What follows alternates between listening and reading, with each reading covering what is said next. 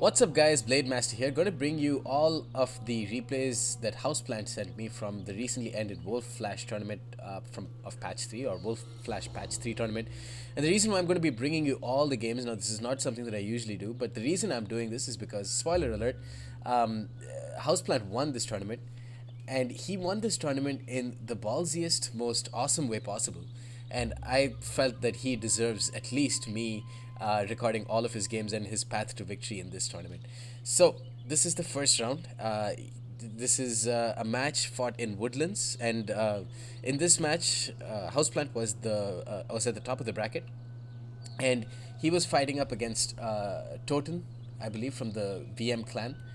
So he chose Woodlands, and Toten chose Swabians for this matchup. And the reason why this is cool is because here we go. He chose Ebdanians. The Houseplant chose Ebdanians. Now you can see the Germanic lances of Toten already charged into the Celtic bows, cheap Celtic bows, but Houseplant is going to charge in with Celtic axe warriors here in the meanwhile, and he's going to be able to catch some of these Royal Swabi cavalry. Now he also has a huge, segment of troops in this side of the forest, which can completely destroy this the main forces of or the main line of Toten. And he also has a third regiment composed mainly of skirmish cav and a couple of Caledonian axemen, I believe. Celtic axe warriors. And they're going to be used as shock troops, I guess, to attack from the flank. Now, the problem with any Ebdani or like a strategy like this is there's always a chance that one of your guys can get caught and die.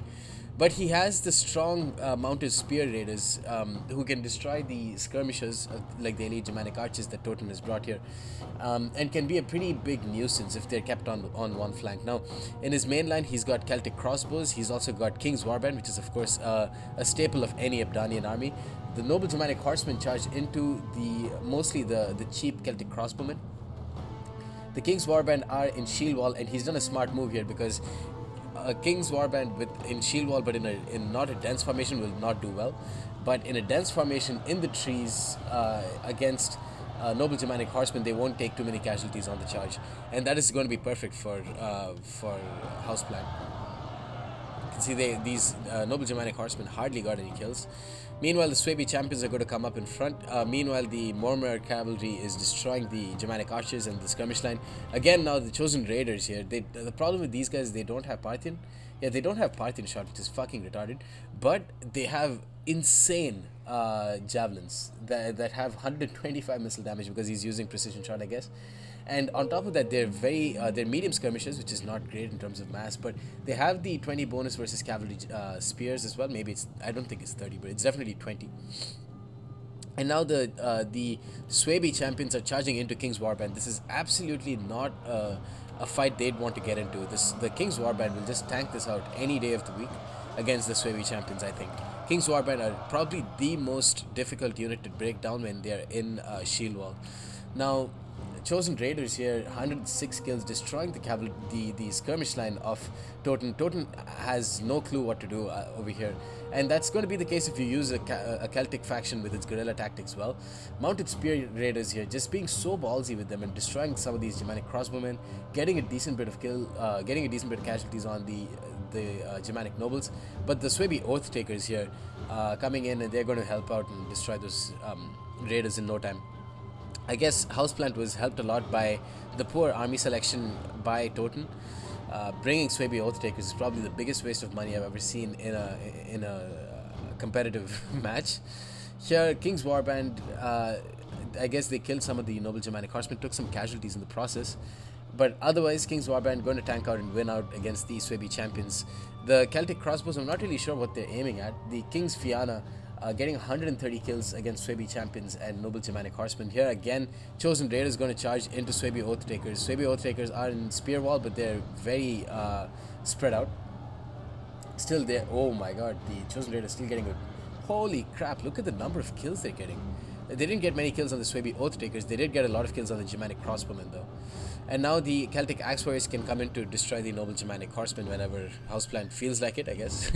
And this and the swordsmen, the Swabi champions here, getting destroyed by mounted spear raiders and a ton of those sword cavalry like the Mormor cavalry. I guess does the King's Fianna have the King's Fianna also has is a sword cavalry, I guess. I'm trying to focus in on it. Yeah, it's a sword cavalry. Now they're in prime position to rear charge these Swabi champions. And anyways, you can see the Swabi champions not doing well. 105 kills on the King's Warband.